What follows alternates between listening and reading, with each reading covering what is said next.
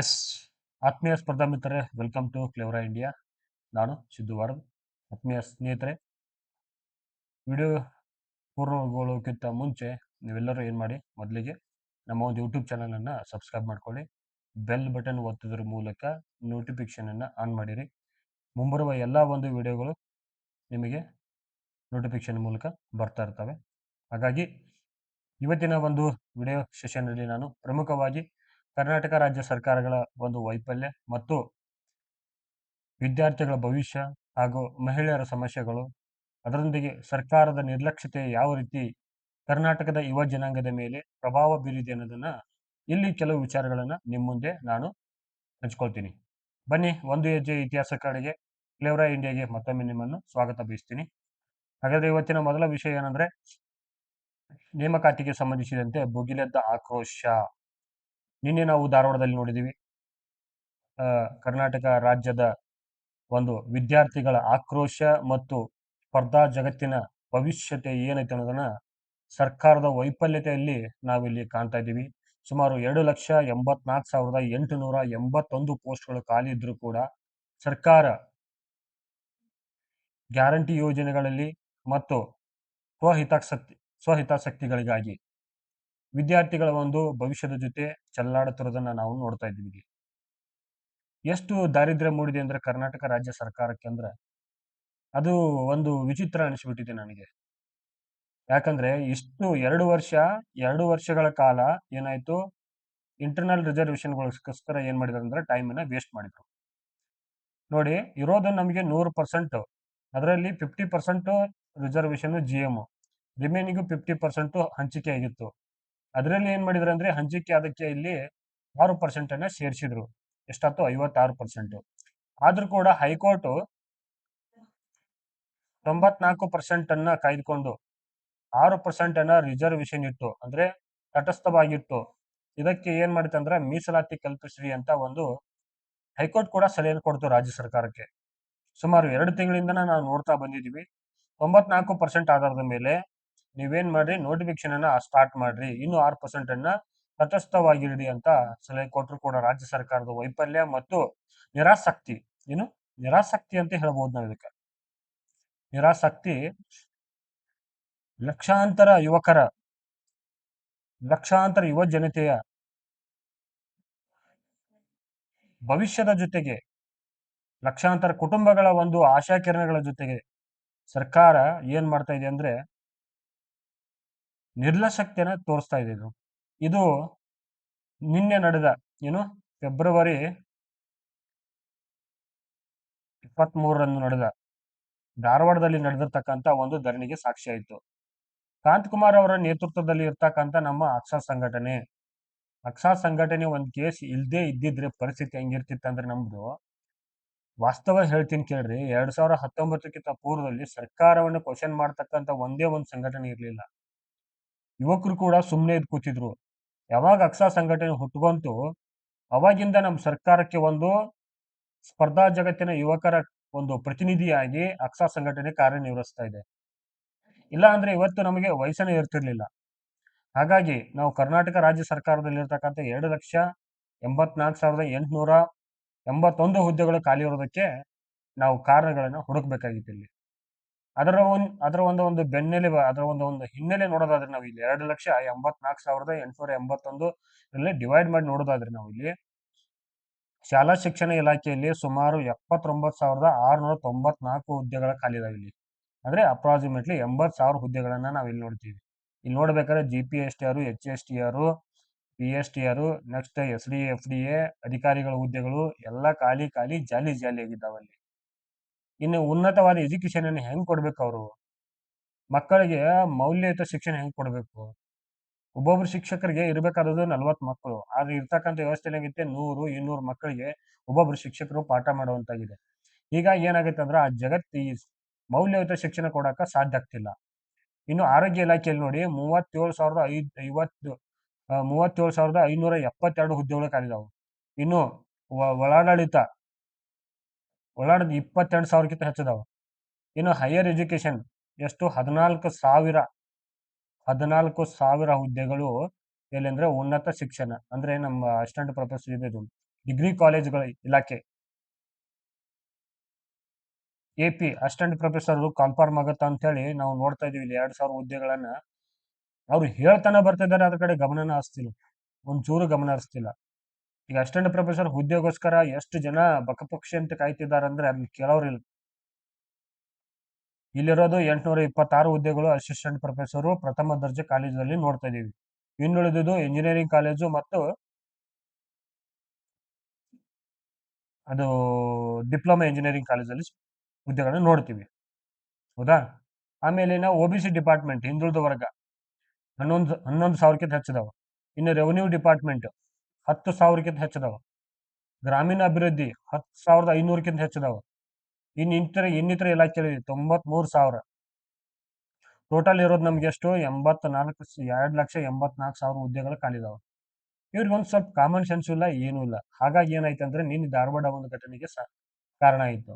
ಲಕ್ಷಾಂತರ ಜನ ವಿದ್ಯಾರ್ಥಿಗಳ ಭವಿಷ್ಯನ ನಾವು ಧಾರವಾಡದ ಒಂದು ಘಟನೆ ಸರ್ಕಾರವನ್ನ ಎಚ್ಚೆತ್ತಿಸುವಂಗಿದೆ. ಮಾನ್ಯ ರಾಹುಲ್ ಗಾಂಧಿ ಅವರು ಕೇಂದ್ರ ಸರ್ಕಾರದ ಒಂದು ಸಜೆಷನ್ ಕೊಡ್ತಿರ್ತಾರೆ, ನಿರುದ್ಯೋಗ ತುಂಬಿ 2 ಲಕ್ಷ 2 ಕೋಟಿ ಉದ್ಯೋಗ ಕೊಡ್ತಿದ್ದ ಮೋದಿ ಅವರು ಸಲಹೆ ಕೊಡ್ತಿದ್ದಾರೆ. ಆದ್ರ ಕರ್ನಾಟಕದ ಸಿದ್ದರಾಮಯ್ಯ ಅವ್ರದೇ ಸರ್ಕಾರ ಐತಿ, ಅವರು ಸಲಹೆ ಕೊಡ್ತಾ ಇಲ್ಲ. ರಾಹುಲ್ ಗಾಂಧಿ ಅವರು ಸಂವಿಧಾನ ಉಳಿಸಿ ಅಂತಾರೆ, ಇಲ್ಲಿ ಸಂವಿಧಾನ ಕೊಲ್ತಾ ಇದ್ದಾರೆ ಅವರು. ಹಾಗಾಗಿ ಒಂದ್ ಸ್ವಲ್ಪ ಗಮನ ಹರಿಸ್ರಿ. ಸರ್ಕಾರ ವಿದ್ಯಾರ್ಥಿಗಳ ಜೊತೆ ಭವಿಷ್ಯ ಆಡಕ್ ಹೋಗ್ಬೇಡ್ರಿ. ಇನ್ನು ಬಿಜೆಪಿ ಅವರು ಕೂಡ ಏನು ಹೊರತಿಲ್ಲ ಇದಕ್ಕಿಲ್ಲಿ. ಸುಮ್ಮನೆ ಈಗ ಸರ್ಕಾರಿ ಪಕ್ಷ ಸಂಘಟನೆ ಹೂಡಿದ್ದ ಏನು ಸತ್ಯಾಗ್ರಹಕ್ಕೆ ಅವರು ಬಂದು ಬೆಳೆ ಬೇಯಿಸ್ಕೊಳಕ್ ಹೋದ್ರು. ಆದ್ರೆ ನಮ್ಮ ವಿದ್ಯಾರ್ಥಿ ಮಿತ್ರರು, ಸ್ಪರ್ಧಾ ಮಿತ್ರರು ಅದಕ್ಕೆ ಅವಕಾಶ ಕೊಡ್ಲಿಲ್ಲ. ಇಲ್ಲೆಲ್ಲ ಒಂದೇ, ಎಲ್ಲ ಪಕ್ಷಗಳು ಒಂದೇ ಇಲ್ಲಿ. ಯಾರು ಬಿಜೆಪಿ ಅವ್ರು ಶ್ರೇಷ್ಠ ಅಲ್ಲ, ಕಾಂಗ್ರೆಸ್ ಅವ್ರು ಕನಿಷ್ಠ, ಎಲ್ಲ ಒಂದೇ ಅವ್ರ ಅಣ್ಣ ತಮ್ಮ. ಅವ್ರಿಗೂ ನಮಗೂ ಬೇಡ. ಬಟ್ ನಲ್ಲಿ ನಮಗೆ ಏನ್ ಬೇಕಾದ ನೇಮಕಾತಿ ಆಗ್ಬೇಕಷ್ಟೇ. ಏನ್ ನೋಡ್ರಿ ಹಿಂಗಾರ ಬಹಳ ಕಷ್ಟ ಆಗತ್ತ. ಅದ್ರ ಮಧ್ಯದಲ್ಲಿ ಒಂದು ನಿನ್ನೆ ಗೃಹ ಸಚಿವರು ಸ್ಟೇಟ್ಮೆಂಟ್ ಕೊಟ್ಟಾರ. ನಮ್ ಗೃಹ ಸಚಿವರು ಸ್ಟೇಟ್ಮೆಂಟ್ ಕೊಟ್ಟಾರ ನೋಡ್ರಿ. ಏನಪ್ಪಾ ಅಂದ್ರ 1,600 ಹುದ್ದೆಗಳನ್ನ ಏನು ಫೈರ್ ಡಿಪಾರ್ಟ್ಮೆಂಟ್ ಒಳಗ ತುಂಬನ ಹೇಳಿದಾರ ಅವರು. 16 ಹುದ್ದೆಗಳಲ್ಲಿ ಯಾವ್ದೋ ಒಂದು ನಿನ್ ಫಂಕ್ಷನ್ ನಡೆದಿತ್ತು, ಅದ್ರೊಳಗೆ 16 ಹುದ್ದೆಗಳನ್ನ ತುಂಬಸಂತ ನಮ್ದಾರ ನೋಡ್ರಿ ಕಲಿ. ಯಾರು? ಗೃಹ ಸಚಿವರು ಏನೋ ಒಂದು ದೊಡ್ಡ ಮನಸ್ಸು ಮಾಡಿದಾರ. ಅಟ್ಲೀಸ್ಟ್ ಇವನಾರ ನೋಟಿಫಿಕೇಶನ್ ಮಾಡ್ಲಿ ಸ್ವಲ್ಪ ಬೇಗ. ಈ ನೋಟಿಫಿಕೇಶನ್ ಮಾಡೋದ್ರಿಂದ ಅಟ್ಲೀಸ್ಟ್ ಇವ್ರಿಗೆ ಓದಾಕರ ಒಂದು ದಾರಿ ಇರ್ತೈತಿ. ಇದಕ್ಕೇನತ್ತೆ, ನಾನು ಒಂದು ನಮ್ಮ ಸ್ನೇಹಿತರು ಆಲ್ರೆಡಿ ಇದ್ರು, ಇದಕ್ಕೆ SSLC ಮಾನದಂಡ ಐತೆ ಅಂತ ಹೇಳಿದ್ರು. ಫೈರ್ಮ್ಯಾನ್ ಹುದ್ದೆಗೆ ಇರ್ತಕ್ಕಂಥ ಒಂದೇನು ಕ್ವಾಲಿಫಿಕೇಶನ್ SSLC ಮತ್ತು 5 ಫಿಸಿಕಲ್ ಆಕ್ಟಿವಿಟೀಸ್ ಇರ್ತಾವಂತ. ಇಲ್ಲಿ 5 ಫಿಸಿಕಲ್ ಆಕ್ಟಿವಿಟಿ ಇರ್ತಾವಂತ. ಅದ್ರ ಬಗ್ಗೆ ಸಂಪೂರ್ಣ ಮಾಹಿತಿ ಇಲ್ಲ ನನಗೆ. ಐ ಥಿಂಕ್ ನಾನು ಅನ್ಕೋತೀನಿ 100 ಮೀಟರ್ ರನ್ನಿಂಗ್ ಇರುತ್ತೆ. ಇದು ರನ್ನಿಂಗ್ ಇರುತ್ತೆ. ಇದು 15 ಇಂದ 20 ಸೆಕೆಂಡ್ ಒಳಗೆ ಪೂರೈಸಬೇಕಾಗಿರ್ತೈತಿ ಇದು. ಆಮೇಲೆ ಲಾಂಗ್ ಮತ್ತು ಹೈ ಜಂಪ್ ಇರುತ್ತೆ. ಇಲ್ಲಿ ಹೈ ಜಂಪ್ ಇರುತ್ತೆ. ಇನ್ನೊಂದು ಹೈಟ್ ಚೆಕ್ಕಿಂಗ್ ಇರ್ತೈತಿ ಇದು. 1 2 3 4 ಇನ್ನೊಂದು ಏನಿರುತ್ತೆ ಅಂದ್ರೆ ನನ್ಗೆ ಐಡಿಯಾ ಬರ್ಸಲ್ಲ. ಬಟ್ ಥಿಂಗ್ ಏನಂದ್ರೆ ಏನ್ PC ಏನ್ ಮಾನದಂಡಗಳು ಅವೆಲ್ಲ ಇರ್ತಾವೆ. ಬಟ್ ಇದು ರನ್ನಿಂಗ್ ಒಂದು ಚೇಂಜಸ್ ಇರುತ್ತೆ ಇಲ್ಲಿ. ಯಾಕೆ ಕಡಿಮೆ ಅವಧಿಯಲ್ಲಿ ಹೆಚ್ಚು ಓಡಬೇಕಾಗಿರ್ತೈತಿ.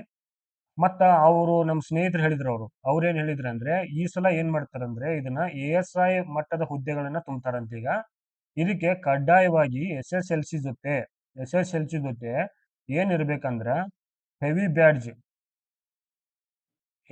ಇರ್ಬೇಕಂತ. ಹೆವಿ ಬ್ಯಾಡ್ಜ್ ಲೈಸೆನ್ಸ್ ಇರ್ಬೇಕಂತ. ನೋಡ್ರಿ, ಯಾರು ಹೆವಿ ಬ್ಯಾಡ್ಜ್ ಲೈಸೆನ್ಸ್ ಹೊಂದಿರ್ತಿರಲ್ಲ ಅವರಿಗೆ, ಭಾರಿ ವಾಹನ ಚಲಾವಣೆ ಮಾಡ್ತಕ್ಕಂಥ ಯಾರಿಗೆ ಏನದು ಲೈಸೆನ್ಸ್ ಇರುತ್ತಲ್ಲ ಅವರು ಈ ಹುದ್ದೆಗಳನ್ನ ಸೇರಿಸಬಹುದು. ಈ ಹುದ್ದೆಗಳಿಗೆ ಅಪ್ಲಿಕೇಶನ್ ಹಾಕ್ಬಹುದು. ಸಾಧ್ಯತೆ ಮಟ್ಟಿಗೆ ಏನ್ ಮಾಡ್ರಿ, ಹೆವಿ ಬ್ಯಾಡ್ಜ್ ಇದ್ದವರು ಇದ್ರ ಕೂಡ ಗಮನ ಹರಿಸ್ರಿ. ಇಲ್ದವ್ರು ಕೂಡ ಅಪ್ಲೈ ಮಾಡ್ರಿ. ಏನಾದ್ರೂ ಬೇಗ ಬಂದ್ರೆ ನಿಮ್ಗೂ ಅನುಕೂಲ ಆಗತ್ತಾ. ಇದು ನೋಟಿಫಿಕೇಶನ್ ಒಂದು ಹೆಚ್ಚು ಕಮ್ಮಿ 2-3 ತಿಂಗಳ ಒಳಗ ಆಗತ್ತಾ. ಅವ್ರು ಅತಿ ಶೀಘ್ರ ಅಂತಂದ್ರೆ ಅತಿ ಶೀಘ್ರದ 1 ತಿಂಗಳಲ್ಲಿ ಆದ್ರೂ ಆಗ್ಬಹುದು. ಬಜೆಟ್ ಒಳಗ ಯಾವ ತರ ಆಗತ್ತಾ ಗೊತ್ತಿಲ್ಲ. ಬಟ್ ಥಿಂಗ್ ಏನಂದ್ರೆ ಇರ್ತಕ್ಕಂಥ ಕ್ವಾಲಿಫಿಕೇಶನ್ ಗಳಲ್ಲಿ SSLC ಇರಬೇಕು. ನೆಕ್ಸ್ಟ್ 5 ಫಿಸಿಕಲ್ ಆಕ್ಟಿವಿಟೀಸ್ ಮಾಡ್ತಾರೆ ಇಲ್ಲಿ. ನೆಕ್ಸ್ಟ್ ಏನಂದ್ರೆ ಹೆವಿ ಬ್ಯಾಡ್ಜ್ ಲೈಸೆನ್ಸ್ ಇರ್ಬೇಕಂತ. ಇದಕ್ಕ ನನ್ನ ಒಂದು ಸ್ನೇಹಿತರು ಹೇಳಿದ್ದು, ಮೊದ್ಲು ಇರ್ಲಿಲ್ಲ, ಇವಾಗ ಅದು ಹೊಸದಾಗಿ ಆಡ್ ಮಾಡ್ತಾ ಇದ್ದಾರೆ. ಹಾಗಾಗಿ ಅದ್ರ ಕುರಿತ ಸ್ವಲ್ಪ ಗಮನ ಇರಲಿ ನಿಮ್ಗೆ. ಯಾರು ಹೆವಿ ಬ್ಯಾಡ್ಜ್ ಇರ್ತಲ್ಲ ಇವಾಗ ಪ್ರಾಕ್ಟೀಸ್ ಮಾಡಕ್ ಸ್ಟಾರ್ಟ್ ಮಾಡ್ಕೊಡ್ರಿ.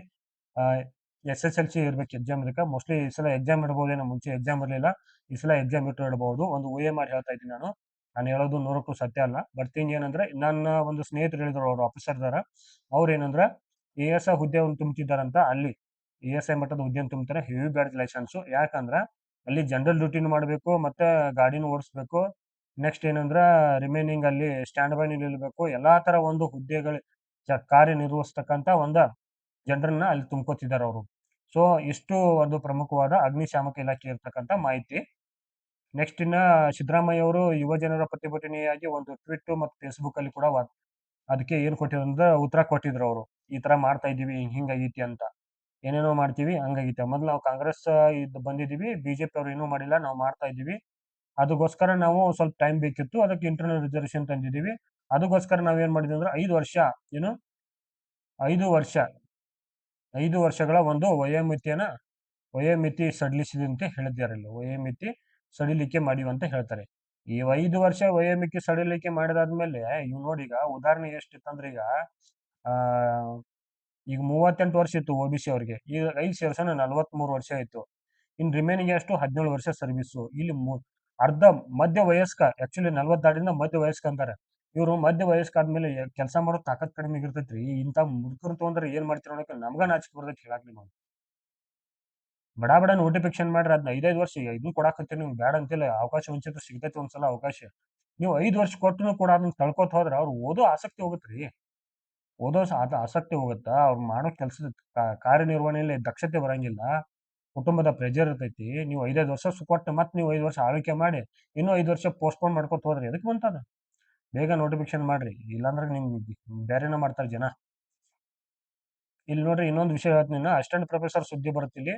ಅಸಿಸ್ಟೆಂಟ್ ಪ್ರೊಫೆಸರ್ದು, ಅಸಿಸ್ಟೆಂಟ್ ಪ್ರೊಫೆಸರ್ಗೆ ವಿಶೇಷವಾಗಿ ಇಲ್ಲಿ ಇಂಜಿನಿಯರಿಂಗ್ ಕಾಲೇಜಲ್ಲಿ ತುಂಬವ್ರಿಗೆ, ಇಂಜಿನಿಯರಿಂಗ್ ಕಾಲೇಜ್ ಯಾರು ಅಸಿಸ್ಟೆಂಟ್ ಪ್ರೊಫೆಸರ್ ತಯಾರಾಗ್ತಿದ್ರಲ್ಲ ಅವ್ರಿಗೆ ಕ್ವಾಲಿಫಿಕೇಶನ್ ನೋಡ್ರಿ. ಒಬ್ರು ಕ್ವಾಲಿಫಿಕೇಶನ್ ಕೇಳಿದ್ರು ನನಗೆ ಏನೈತೆ ಅಂತ. ಏನಪ್ಪಾ ಅಂದ್ರೆ ಕಡ್ಡಾಯವಾಗಿ MTech ಆಗಿರ್ಬೇಕು ಅವ್ರದ್ದು ಆಯಾ ಸಬ್ಜೆಕ್ಟ್ಗಳಲ್ಲಿ. ಅದ್ರ ಜೊತೆ ಈ ಗೇಟು ಇರ್ತಕ್ಕಂಥ ಮಾರ್ಕ್ಸ್ ಏನದು ತಗೋತ್ ನಾನು ಏನು ಕನ್ಸಿಡರ್ ಮಾಡ್ತಾರೆ ಇದೈತಿ. ಇಲ್ಲ ಅಂದ್ರೆ ಅದರ್ವೈಸ್ ಆರ್ PhD ಇರಬೇಕು. ನಿಮ್ಗೇನಿಲ್ಲಿ ನೆಟ್ ಮತ್ತು KCET ಏನು ಕಡ್ಡಾಯ ಇಲ್ಲ. MTech ಆಗಿದ್ರೆ ಸಾಕು. ಮತ್ತೆ ಅದು ಏನ್ ಮಾನದಂಡಗಳಲ್ಲ, ಇನ್ನಿತರ ಮಾನದಂಡಗಳನ್ನ ಏನು ನೀವು ಹೊಂದಿರಬೇಕು, ಅಷ್ಟು ಸಾಕು. KCET ನೆಟ್ ಏನು ಅವಶ್ಯಕತೆ ಇಲ್ಲ ಇಲ್ಲಿ. ರಿಮೈನಿಂಗ್ MTech ಹೊಂದಿದ್ರೆ ಸಾಕು. ಇಷ್ಟರ ಮೇಲೆ ನೀವು ಅಪ್ಲಿಕೇಶನ್ಗಳನ್ನ ಹಾಕ್ಬೋದು. ಹೌದಾ? ಇಷ್ಟು ಇವತ್ತಿನ ಒಂದು ಕ್ಲೇವರಾ ಇಂಡಿಯಾ ಸಮಾಚಾರ. ಮುಂದಿನ ಒಂದು ವಿಡಿಯೋದಲ್ಲಿ ಅಸಿಸ್ಟೆಂಟ್ ಪ್ರೊಫೆಸರ್ಗೆ ಸಂಬಂಧಿಸಿದಂತೆ AP ಗೆ ಸಂಬಂಧಿಸಿ ಕಡ್ಡಾಯ ಕನ್ನಡ ಹೇಗಿರುತ್ತೆ ಅನ್ನೋದನ್ನ ಒಂದು ವಿಡಿಯೋ ಮಾಡಿ ಹಾಕ್ತಿದ್ದೀನಿ. ಕಡ್ಡಾಯ ಕನ್ನಡ ಅಲ್ಲಿ ಏನಿರುತ್ತೆ ಅನ್ನೋದನ್ನ ಒಂದು ಕೆಲವು ವಿಚಾರಗಳನ್ನ ಮಾಡ್ತಾ ಇದ್ದೀನಿ. ಒಂದು 20 ನಿಮಿಷ ನಿಮ್ಗೆ ಅದೊಂದು ಪಾಠನ ಕೊಡ್ತೀನಿ. ಅಲ್ಲಿ ಏನ್ ಸಬ್ಜೆಕ್ಟ್ ಐತಿ, ಯಾವ ತರ ಆಡಬೇಕು, ನನಗೇನೂ ಗೊತ್ತಿಲ್ಲ ಅಂದ್ರೆ ನಾವು ಯಾವ ತರ ಬರೀಬೇಕು, ಮತ್ತು ಅಲ್ಲಿರ್ತಕ್ಕಂಥ ಪಠ್ಯಕ್ರಮ ಏನಿದೆ, ಪಠ್ಯಕ್ರಮ ಅನುಸಾರವಾಗಿ ನಾವು ಏನು ಸ್ಟಡಿ ಮಾಡ್ಕೋಬೇಕು. ಬೇಸಿಕಲಿ ಇಂಗ್ಲೀಷ್ ಮೀಡಿಯಂ ಇದ್ದವ್ರಿಗೆ ಕಷ್ಟ ಅಂತ ಹೇಳ್ತಿದ್ರು. ನನಗೊಬ್ಬ ಸ್ನೇಹಿತರು ಕೇಳಿದ್ರು. ಬಟ್ ಹಿಂಗಿಲ್ಲ, ಕನ್ನಡ ಮೀಡಿಯಂ ಇದ್ದವ್ರಿಗೂ ಕೆಲವರಿಗೆ ಅದ್ರ ಬಗ್ಗೆ ಮಾಹಿತಿ ಇಲ್ಲ, ಅಲ್ಲಿ ಏನ್ ಮಾಡ್ಬೇಕು ಏನಿಲ್ಲ ಅಂತ. ಅದ್ರ ಬಗ್ಗೆ ಸಂಪೂರ್ಣವಾಗಿ ಒಂದು ವಿಡಿಯೋ ಮಾಡಿ ಹಾಕ್ತೀನಿ. ಅಸಿಸ್ಟೆಂಟ್ ಪ್ರೊಫೆಸರ್ ಕಡ್ಡಾಯ ಕನ್ನಡಕ್ಕೆ ಸಂಬಂಧಿಸಿದ ಎಲ್ಲಾ ವಿಚಾರಗಳನ್ನು ನಿಮ್ಮ ಮುಂದೆ ನಾಳೆ ಒಂದು ವಿಡಿಯೋ ಮಾಡಿ ಹಾಕ್ತೀನಿ. ಅದಕ್ಕೆ ಸಂಬಂಧಪಟ್ಟ ಹೆಚ್ಚಿನ ಮಾಹಿತಿ ಬೇಕಾಗಿದ್ರೆ ನನ್ನ ನಂಬರ್ಗೆ ಒಂದು ಮೆಸೇಜ್ ಹಾಕ್ರಿ. 8660186299. ಈ ನಂಬರ್ಗೆ ಮೆಸೇಜ್ ಹಾಕ್ರಿ. ನಿಮಗೆ ಹೆಚ್ಚಿನ ಮಾಹಿತಿ ಬೇಕಾದ್ರೆ ಕಂಪ್ಲೀಟ್ ಆಗಿ ನಾನು ನಿಮ್ಗೆ ಒಂದು PDF ಮೂಲಕ ಕಳಿಸ್ಕೊಡ್ತೀನಿ. ನೆಕ್ಸ್ಟ್ ಈ ವಿಡಿಯೋ ನಿಮ್ಗೆ ಇಷ್ಟ ಇದ್ರೆ ಲೈಕ್ ಮಾಡ್ರಿ, ಇಲ್ಲಾಂದ್ರೆ ಡಿಸ್ಲೈಕ್ ಮಾಡ್ರಿ. ನೆಕ್ಸ್ಟ್ ಏನಂದ್ರೆ ಈ ಚಾನಲ್ ಸಬ್ಸ್ಕ್ರೈಬ್ ಮಾಡ್ಕೊಡ್ರಿ. ನಿಮ್ಮೆಲ್ಲರೂ ಕೂಡ ವಿಡಿಯೋ ನೋಡೋದಕ್ಕೆ ಧನ್ಯವಾದಗಳು. ಶುಭ ದಿನ. Good day.